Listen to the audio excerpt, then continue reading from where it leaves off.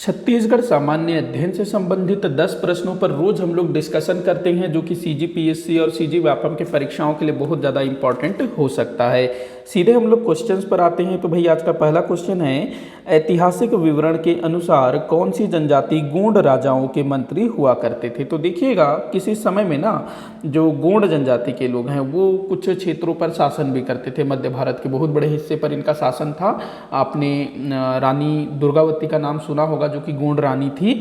तो जो गोंड राजा थे, तो इनके यहाँ कौन सी जनजाति के लोग मंत्री के रूप में कार्य किया करते थे, ये आपको बताना है। और इसका जो है ऐतिहासिक प्रमाण भी देखने को मिलता है। तो वो जनजाति है परधान। परधान तो परधान जनजाति के लोग जो है इतिहास में, मतलब कि पहले गोंड राजाओं के यहाँ मंत्री के रूप में कार्य किया करते थे। अगला क्वेश्चन है, जेठाउनी कब मनाया जाता है। तो भाई ये क्वेश्चन किया गया है, पूछा गया है। वैसे अधिकतर क्वेश्चन मैं पुराने प्रश्न पत्रों से ही उठाता हूँ। तो जो जेठाउनी है, इसको देव उठनी के नाम से भी जाना जाता है, देव उठनी। तो ये मनाया जाता है कार्तिक एकादशी के दिन। जब दीपावली होता है ना, उसके कुछ दिनों के बाद जो है इसको मनाया जाता है, 11 दिन के बाद। तो कार्तिक एकादशी को जेठाउनी मनाया जाता है।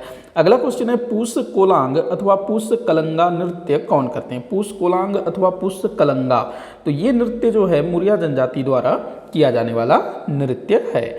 आगे बढ़े अगले क्वेश्चन की तरफ। तो अगला क्वेश्चन दिया हुआ है, छत्तीसगढ़ में मराठा शासन के समय किस जिलेदार को सरकारी राशि के गबन के आरोप में जिलेदार के पद से पदच्युत किया गया था। तो देखिएगा, छत्तीसगढ़ में जो मराठा शासन है ये 1830 से 1854 के बीच, इसमें फिर से मराठों का शासन स्थापित हुआ। ये 4 भागों में बटा हुआ है छत्तीसगढ़ में मराठा शासन।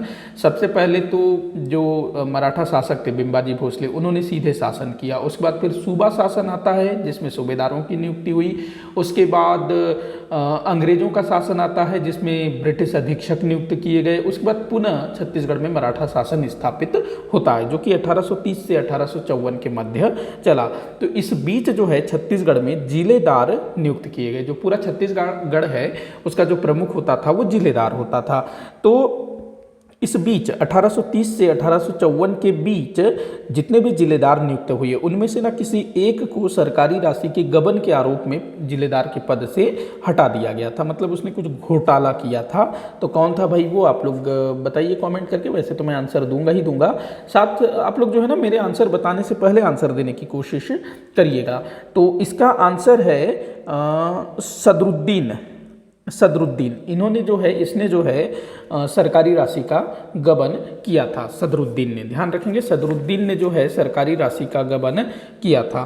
तो आगे बढ़ते हैं अगले क्वेश्चन की तरफ। अच्छा, यहाँ मैं एक चीज़ बता दूं, जो कृष्णा राव है ये पहले जिलेदार थे, गोपाल राव आखिरी नंबर के जिलेदार थे। तो सदरुद्दीन ने घोटाला किया था। आगे बढ़ते हैं अगले क्वेश्चन की तरफ। तो अगला क्वेश्चन है, निम्न कथनों पर विचार कीजिए। निम्न कथनों पर विचार कीजिए। तो नीचे कुछ कथन दिए हुए हैं, इनको आपको विचार करना है। पहला कथन दिया हुआ है कि अबुझमाड़िया गोंड जनजाति की उपजाति है। अबुझमाड़िया जनजाति के लोग गोंड जनजाति की उपजाति हैं, बिल्कुल सत्य है भाई। अगला दिया है, अबुझमाड़िया स्वयं को मेटाभूम कहते हैं, ये भी सही है। अगला दिया है, अबुझमाड़ का अर्थ अज्ञात है, ये भी सही है। अबुझमाड़िया जनजाति में प्रचलित कृषि पद्धति पेद्दा कहलाती है, बिल्कुल सही है ये भी। अगला दिया है, अबुझमाड़िया जनजाति का संकेंद्रण केवल नारायणपुर जिले में है। तो ये यहाँ पर गलत होगा, क्योंकि जो अबुझमाड़िया जनजाति का संकेंद्रण है वो केवल नारायणपुर जिले में नहीं है, वो बीजापुर जिले में भी देखने को मिलता है। क्योंकि जो अबुझमाड़ की जो पहाड़ियाँ हैं जहाँ पर अबुझमाड़िया जनजाति निवास करती है, तो ये बीजापुर में भी फैला हुआ है कुछ कुछ। तो बीजापुर में भी अबुझमाड़िया जनजाति देखने को मिलता है। यहाँ केवल दिया हुआ है, इसी कारण से ये वाला जो है गलत हो जाएगा। तो 1 2 3 4 आपका राइट आंसर होगा। 1 2 3 4 स इसका सही उत्तर होगा। अगला क्वेश्चन है, सुकमा जिले का चिंतलनार मुंडपाल गोविंदपाल किस लिए विख्यात है। सुकमा जिले में है ये सभी स्थल, क्या कहते हैं, मुंडपाल, चिंतलनार, गोविंदपाल। तो ये किस लिए प्रसिद्ध है भाई, तो टीन अयस्क के लिए प्रसिद्ध है। टीन यहाँ उत्पादित होता है। अगला क्वेश्चन है, बस्तर अंचल की प्रमुख बोली कौन सी है। तो भाई बड़ा ही सरल क्वेश्चन है। तो बस्तर अंचल की प्रमुख बोली कौन सी है, तो हल्बी बोली है। ध्यान रखेंगे, बस्तर क्षेत्र में हल्बी बोली बोली जाती है। एक तरह से वहाँ की ये क्या करना चाहिए, संपर्क बोली है। अगला क्वेश्चन है, कौन सा पर्व पुष्य पुन्नी के नाम से भी जाना जाता है? पुष्य पुन्नी के नाम से किस पर्व को जाना जाता है? तो पुष्य पुन्नी के नाम से जाना जाता है छेरछेरा को, जो कि पौष पूर्णिमा को मनाया जाता है। कब मनाया जाता है? पौष पूर्णिमा को, ध्यान रखेंगे। तो पौष को हमारे यहाँ क्या बोला जाता है? पुन्नी, सॉरी, पौष को पुष्य बोला जाता है और पूर्णिमा को पुन्नी। तो पुष्य पुन्नी, पौष पूर्णिमा, पुष्य पुन्नी, छेरछेरा। अगला क्वेश्चन है, निम्न कथनों पर विचार करने को बोल रहा है, कुछ कथन दिए हुए हैं, देख लेते हैं। मराठा जनजाति के लोगों को परजा जनजाति के लोगों को धुरवा के नाम से जाना जाता है, बिल्कुल सही है। जो परजा जनजाति है उनको धुरवा भी बोला जाता है। अगला दिया हुआ है, परजा जनजाति का युवा गृह धांगा बक्सर कहलाता है, ये भी बिल्कुल सही है। ग्राम मुखिया को मजूली कहा जाता है, ये भी बिल्कुल सही है। तो यहाँ पर तीनों कथन सत्य हैं। तो 1, 2, 3 आपका राइट आंसर होगा द।